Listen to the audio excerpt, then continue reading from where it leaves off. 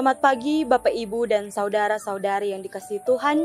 Marilah kita mengawali hari kerja dan aktivitas kita dengan bersama-sama merenungkan firman Tuhan yang telah dipersiapkan oleh Pendeta Sony Kristiantoro MSI. Bahan bacaan kita pada saat ini diambil dari 1 Korintus 1 ayat 3. Kasih karunia dan damai sejahtera dari Allah Bapa kita dan dari Tuhan Yesus Kristus menyertai kamu. Judul renungan kita pada saat ini yaitu Salam Berbalas Salam.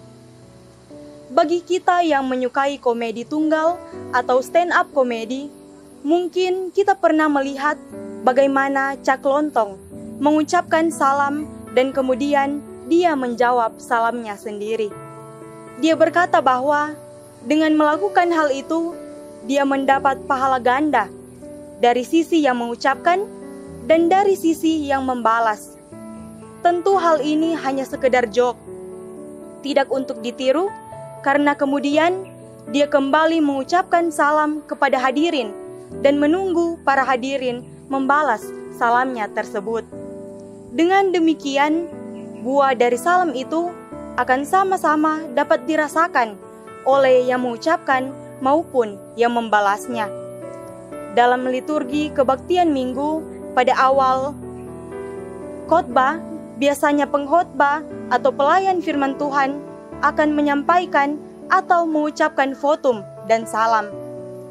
Votum atau vote adalah seperti suara Tuhan sendiri yang kita temukan di dalam Alkitab dan disampaikan oleh pelayan firman kepada umat, yang biasanya akan menanggapinya dengan nyanyian pendek, amin, amin, amin.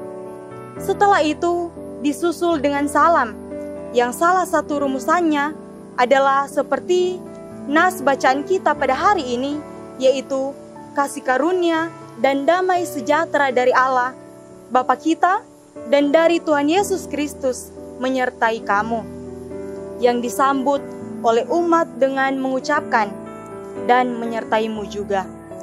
Jadi, semua saling berbagi salam dan mendapatkan salam, yang dalam bahasa Ibrani adalah shalom, yang berarti damai sejahtera. Jadi siapapun yang mengucapkan salam, entah itu dalam bahasa Indonesia atau bahasa-bahasa lain, sudah semestinya mengucapkan dengan sepenuh hati, karena salam seperti sebuah ungkapan doa yang mengharapkan orang atau orang-orang yang diberi salam mendapatkan atau mengalami damai sejahtera yang berasal dari Tuhan atau dalam keadaan yang baik. Dalam kehidupan kita setiap hari, kita sering mendengar istilah 3S atau senyum, salam, dan sapa. Tidak hanya kita temui di SPBU, tapi juga bahkan di gereja, di rumah, di tempat kuliah, dan di tempat kerja kita. Ketiga hal itu bisa menjadi jembatan yang baik dan efektif ketika kita mencoba untuk menjalin relasi atau komunikasi yang baik dengan orang lain. Saling tersenyum, saling bertegur sapa, dan saling memberikan salam kepada sesama akan membuat hari-hari yang kita jalani akan semakin indah dan menyenangkan. Amin. Demikianlah firman Tuhan.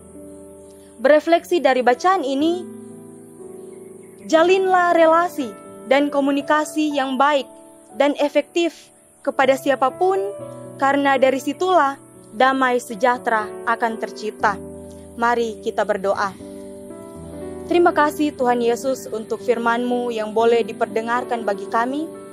Ajarlah kami ya Tuhan untuk mempraktekkan dengan penuh ketulusan untuk saling berbalas salam dalam relasi kami dengan sesama, dimanapun kami berada, dan dengan siapapun kami berelasi dan berkomunikasi. Jadikan melalui hal itu, keadaan kami menjadi jauh lebih baik, sehingga kebaikan dapat kami nyatakan bagi sesama kami. Dalam nama Tuhan Yesus kami berdoa. Amin.